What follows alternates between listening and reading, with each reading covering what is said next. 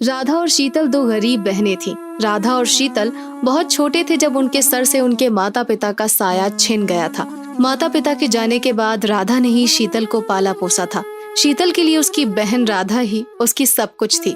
ऐसे ही एक दिन शीतल सो रही होती है, तभी राधा उसके पास जाती है और उसे बड़े ही प्यार से उठाते हुए उससे बोलती है, मेरी प्यारी बहन, देखो सुबह के 9 बज गए हैं, तुम्हें कॉलेज नहीं जाना?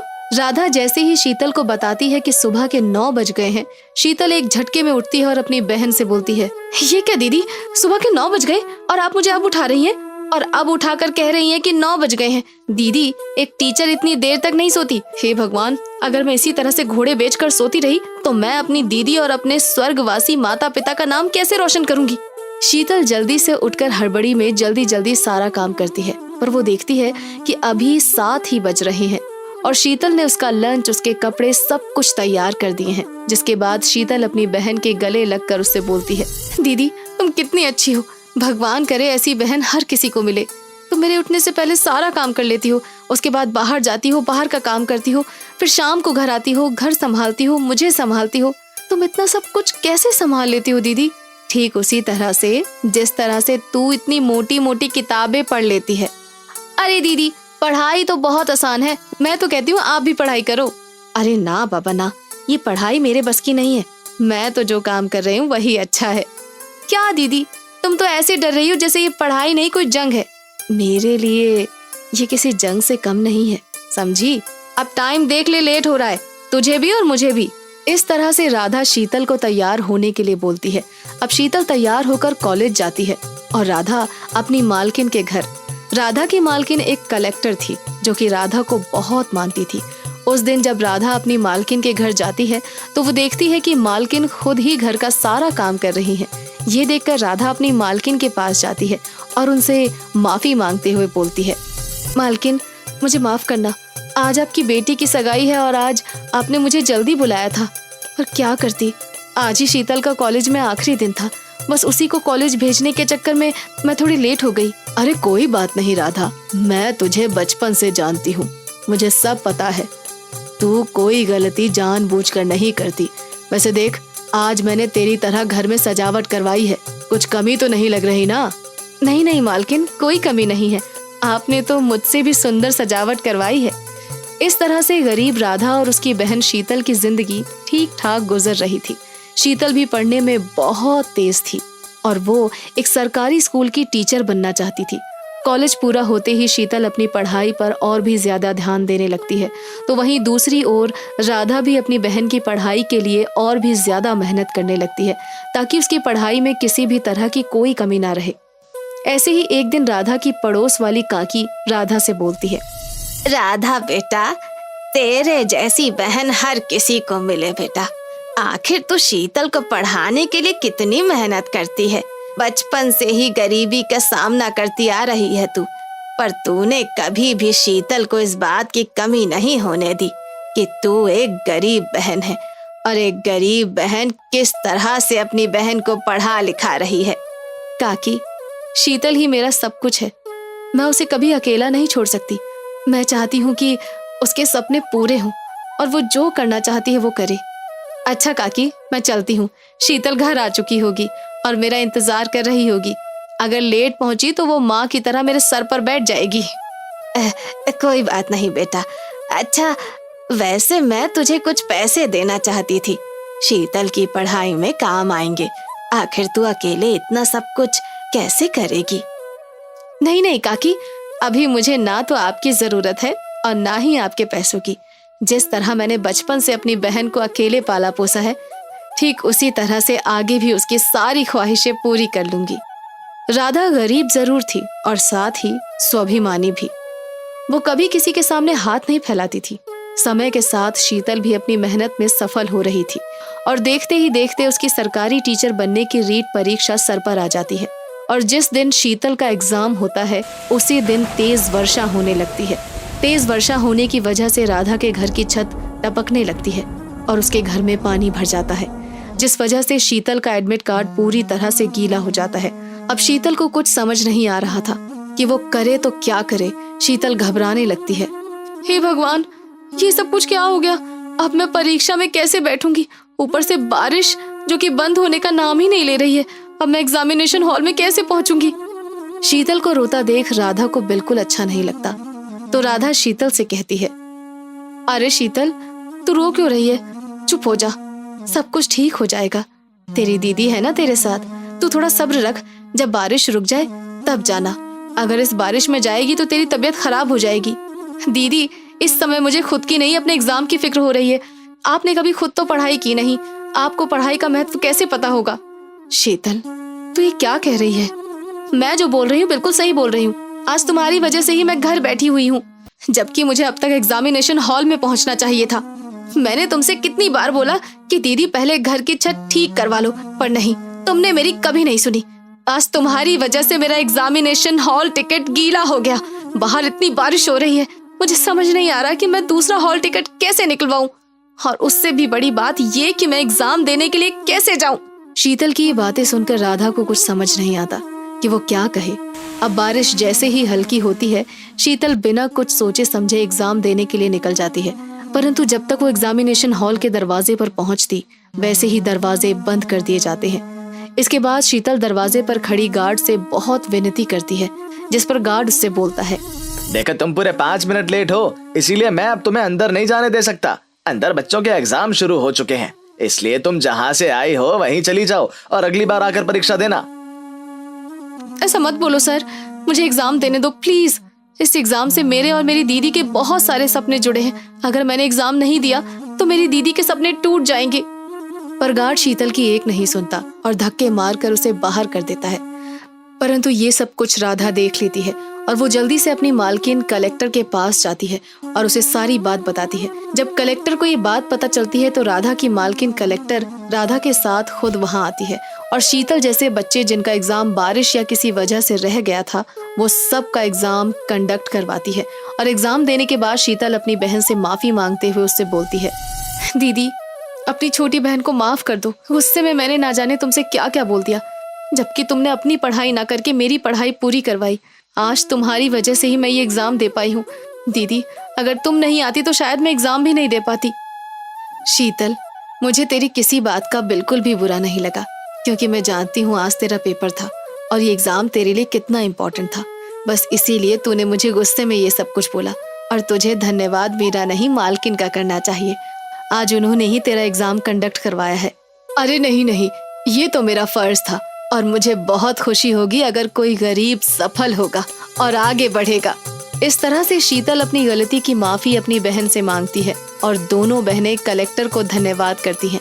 जिसके बाद शीतल अपने रिजल्ट का इंतजार करती है। बहुत जल्द शीतल का रिजल्ट आ जाता है और वो रीट की परीक्षा में टॉप करती है। उसके बाद शीतल अपनी बहन के सपने पूरे करने में जुट जाती है और साथ ही धीरे धीरे उनकी सारी गरीबी भी खत्म होने लगती है। नई नई मजेदार कहानियाँ देखने के लिए अभी चैनल को सब्सक्राइब करें और बेल आइकन जरूर दबाएं। ऐश्वर्या के नैन नक्श बचपन से ही सुंदर दिखते थे। उसका रंग भी काफी साफ था। बड़े होते होते उसके यौवन ने उसकी खूबसूरती पर 4 चांद लगा दिए। वो एक सीधे साधे परिवार से थी। अपना ज्यादातर ध्यान पढ़ाई पर ही लगाया करती थी। माँ, मुझे बायोलॉजी की कुछ नई किताबें चाहिए। पापा से आते हुए लेकर आने को बोलिए ना। तुम्हारी किताब तो बहुत महंगी आती है बेटा। तू ना अपनी किसी सीनियर दोस्त से किताबें ले ले बेटा। आगे तेरी फीस का तेरे पापा पे पहले ही बहुत प्रेशर है। अरे मेरी प्यारी माँ, तुम चिंता मत करो। एक बार मैं डॉक्टर बन गई ना, उसके बाद आपका और पापा का सारा प्रेशर खत्म कर दूंगी। दोनों आपस में बात कर ही रहे होते हैं कि तभी ऐश्वर्या की माँ सुनीता की एक पुरानी सहेली रीमा उनसे मिलने उनके घर आती है। रीमा ऐश्वर्या को पहली नजर देखते ही रह जाती है। नमस्ते आंटी, आप बैठिए, मैं आपके लिए पानी लेकर आती हूँ।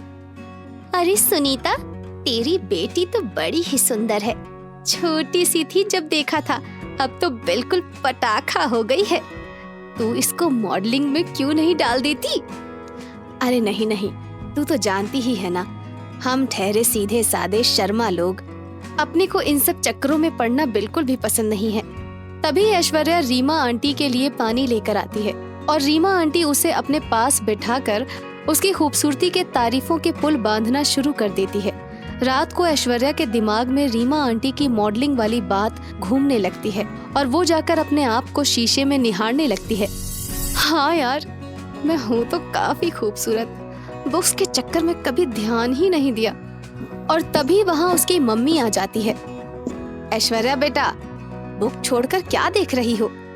कुछ नहीं मम्मी, बस अपने आप को कभी गौर से देखा नहीं, आज रीमा आंटी ने बोला तो बस खुद की खूबसूरती निहार रही थी। निहार ले, बस उससे ज्यादा कुछ नहीं सोचना, हम मिडिल क्लास लोग हैं ना। पर ऐश्वर्या का ध्यान अब भटक चुका होता है। एक दिन वो न्यूज़पेपर में एक मॉडलिंग कॉन्टेस्ट का एड देखती है और मम्मी से बिना पूछे भर देती है। कुछ दिन बाद ही उसके जीतने की खबर अखबार में छप जाती है। ऐश्वर्या, क्या है ये? हाँ माँ, देखो मैं ब्यूटी कॉन्टेस्ट में फर्स्ट आई हूँ। वो सब तो ठीक है बेटा, पर मैंने मना किया था ना ये सब करने के लिए।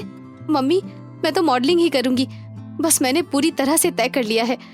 आपने देखा नहीं, बिना किसी एक्सपीरियंस के मैंने पहले ही लेवल पर झंडे गाड़ दिए हैं।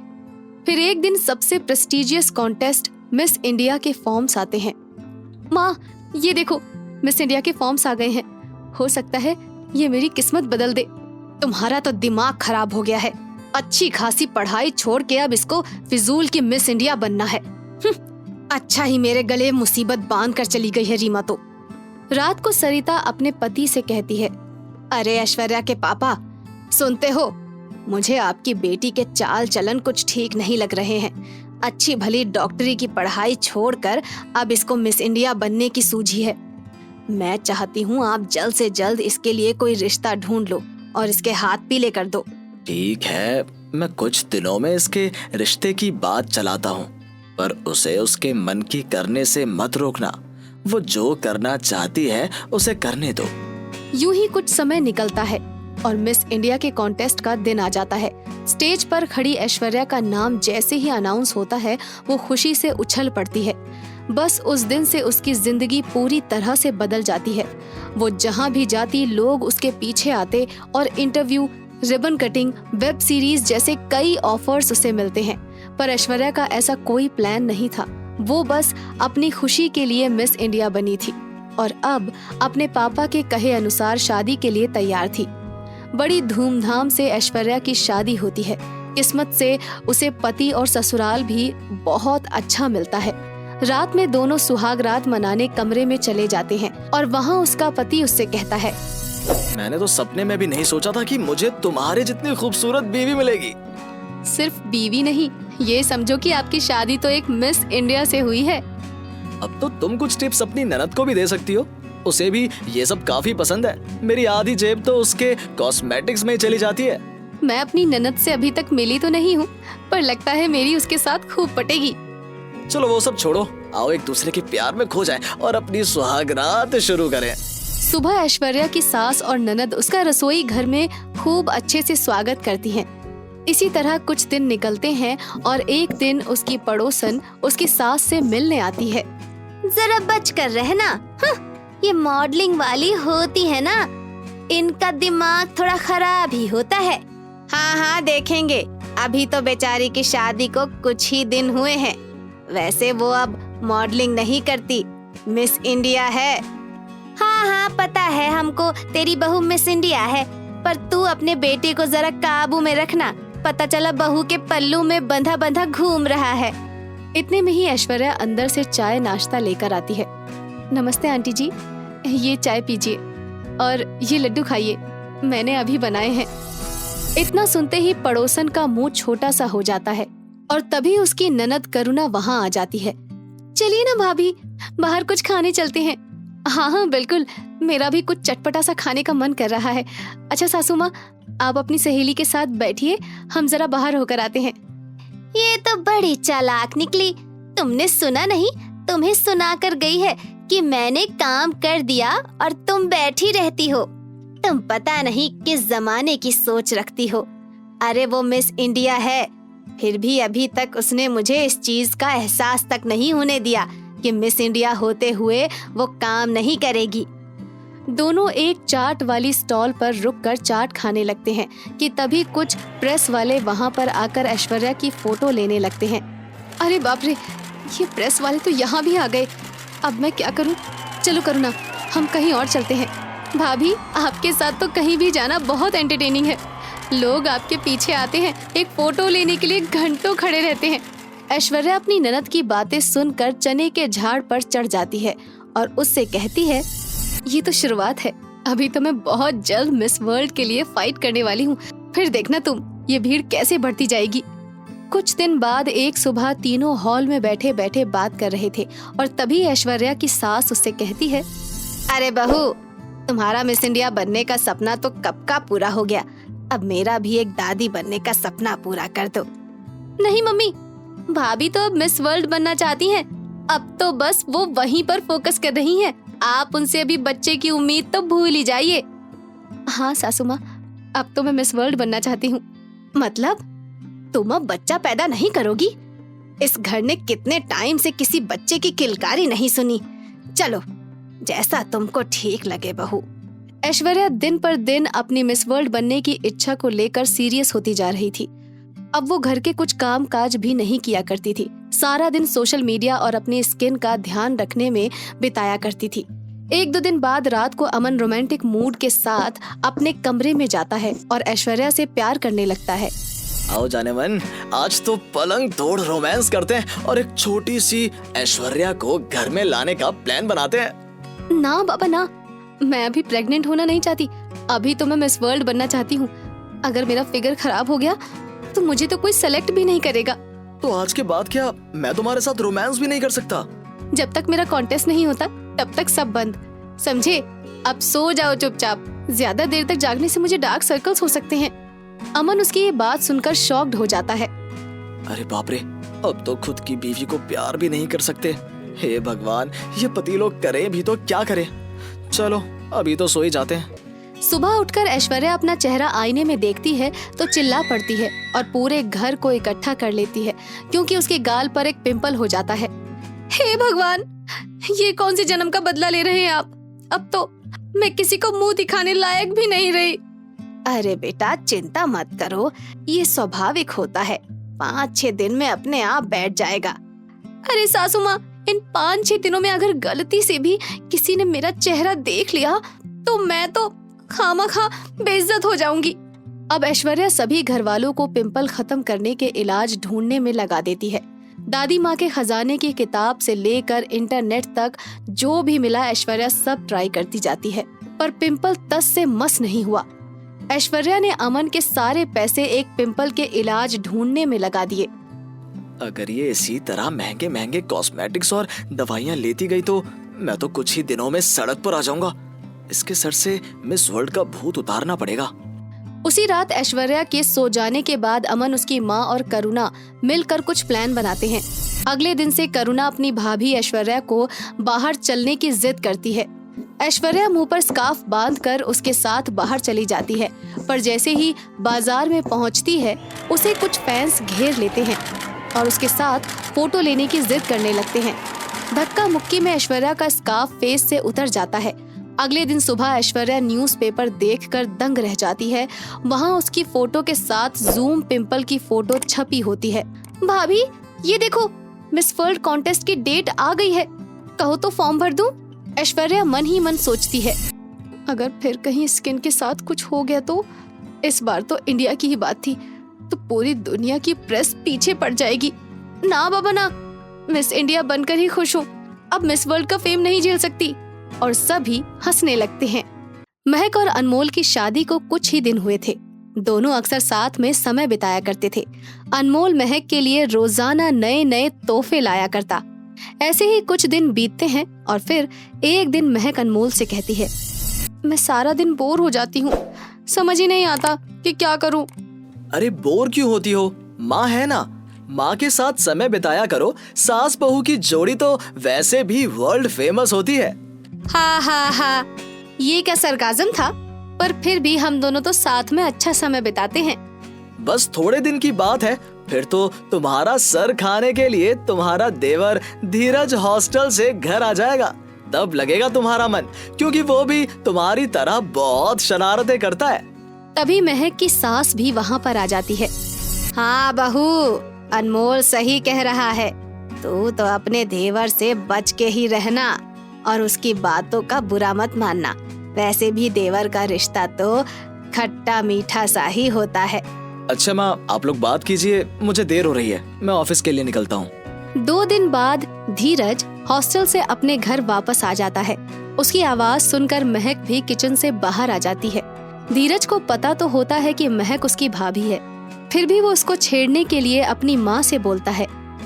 अरे माँ, आपने खाना बनाने वाली मेड रख ली और मुझे फोन पर बताया भी नहीं। धीरज की ये बात सुनते ही महक की सासू माँ हंसने लगती है और अपनी इंसल्ट होती देखकर महक धीरज की बात से थोड़ा नाराज हो जाती है। बेशरम, ये तेरी भाभी है, कोई काम वाली नहीं। चल माफी मांग उससे। कोई बात नहीं सासू माँ, देवर जी अभी छोटे हैं, मैं उनकी बात का बुरा कैसे मान सकती हूँ। आखिर रिश्ते में तो वो मेरे देवर ही हैं। ओ सॉरी भाभी, मैं तो सिर्फ मजाक कर रहा था, आपको बुरा तो नहीं लगा? नहीं नहीं देवर जी, मुझे आपकी बात का बिल्कुल भी बुरा नहीं लगा। पर एक बात कहूँगी देवर जी, ये तो मजाक करने की शुरुआत है और अभी आप मुझे जानते नहीं, मुकाबला टक्कर का होने वाला है। चलो बातें तो होती रहेंगी बेटा, तू पहले नहा धो ले, फिर कुछ खा लेना। हाँ माँ, हॉस्टल का खाना खा खा कर तो मैं बोर हो गया हूँ। अब मैं अपनी प्यारी भाभी के हाथ से बनी नई नई डिशेस ट्राई करूँगा। इतनी ही देर में अनमोल भी वहाँ पर आ जाता है। हाँ नवाबजादे, पढ़ाई तो हो गई पूरी तुम्हारी, अब नौकरी का क्या सोचा है? कुछ काम वाम भी करना है या नहीं?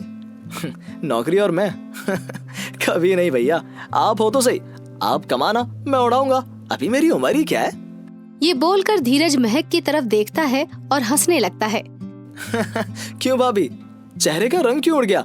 अरे चिंता मत करिए, मैं आपके पति का पैसा नहीं ले रहा हूँ, मैं तो बस आपका एक्सप्रेशन देखना चाहता था। अरे नहीं नहीं देवर जी, हम भला क्यों चिढ़ेंगे, इस घर में सब आपका ही तो है। हाँ भाभी, वो तो आपने सही बोला है, तो सब कुछ मेरा है। हाँ? ऐसा बोलकर धीरज वहाँ से चला जाता है और अनमोल ऑफिस के लिए निकल जाता है। सासू माँ, मुझे तो देवर जी के इरादे कुछ ठीक नहीं लग रहे। पहले तो बोले मैं कुछ काम नहीं करना चाहता और फिर बोलते हैं अपने भैया के पैसे उड़ाऊंगा। अरे बहू, वो तो थोड़ा मन का चंचल है, वो सिर्फ तुम्हारे साथ मजाक कर रहा है। ऐसा बोलकर उसकी सासू माँ बात को टाल देती है। रात को सभी धीरज के वापस आने की खुशी में बाहर खाना खाने का प्लान करते हैं और वहाँ धीरज सबकी पसंद का खाना ऑर्डर करता है। भाभी, आज मैं आपको यहाँ की एक स्पेशल डिश खिलाता हूँ, उसे खाकर आप अपने देवर को पूरी रात याद करोगी। क्या वो डिश इतनी टेस्टी है? अरे भाभी, आप ट्राई तो करिए, आप उंगलियां चाटती रह जाएंगी। अनमोल और उसकी माँ को पहले से पता होता है कि वो डिश बहुत ही ज्यादा तीखी है, पर देवर भाभी के मजाक मस्ती में वो दोनों भी चुप ही रहते हैं। ठीक है देवर जी, जो आप खिलाएंगे अच्छा ही होगा। आप लोग ऑर्डर कीजिए, मैं जरा 2 मिनट वॉशरूम होकर आती हूँ। कुछ ही देर में उनकी टेबल पर खाना आता है और सब खाना चालू करते हैं। तभी महक चुपके से धीरज के खाने में लाल मिर्च डाल देती है। क्या देवर जी, आप इतने दिनों बाद आए हैं, आज आपको पहला निवाला मैं अपने हाथों से खिलाऊंगी। जी भाभी, आपका हुक्म सर आंखों पर। महक धीरज को मिर्च से भरा निवाला खिलाती है और कुछ सेकंड में ही धीरज का मुंह लाल हो जाता है। हाय, मर गया मैं, क्या खिला दिया भाभी आपने। क्यों देवर जी, कैसा लगा मेरे हाथ से खाया निवाला? आज शेर को सवा शेर मिल ही गया। अरे महक, क्या करती हो तुम? देखो तो उस बेचारे का मुंह जल गया। धीरज गुस्से में बिना खाना खाए वापस घर लौट आता है और अपनी माँ से कहता है, माँ, ये आज भाभी ने अच्छा नहीं किया, भला ऐसे भी कोई मजाक करता है? सभी बाहर से खाना खाकर लौटे हैं, पर भाभी के मजाक के चक्कर में तो मैं भूखा ही रह गया। हाँ, मैं भी यही सोच रही थी। महारानी को तो उसके पति ने सब खिला दिया और यहाँ उसका भाई भूखा रह गया, उसकी कोई चिंता ही नहीं है। रुक, मैं अभी कुछ बनवाती हूँ उससे। बहू, ए बहू, जरा यहाँ आओ। जी सासू माँ। जरा धीरज के लिए कुछ अच्छा सा खाना बना दो, तुम्हारे मजाक के चक्कर में वो बेचारा भूखा ही लौट आया। पर सासू माँ, मैंने तो देवर जी के साथ थोड़ी सी मस्ती करने के हिसाब से ही उनको मिर्ची खिला दी थी। हाँ हाँ, तुम्हें ये भी मजाक ही लग रहा है। उसके पूरे मुंह में छाले पड़ गए हैं।